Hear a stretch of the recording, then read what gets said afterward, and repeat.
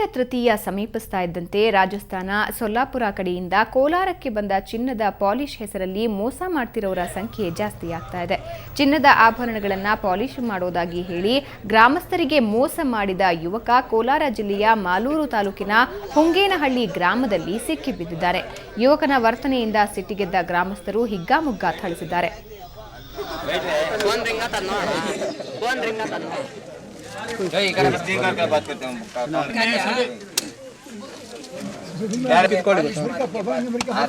उधर बैठ रहे मंडी काल बैठे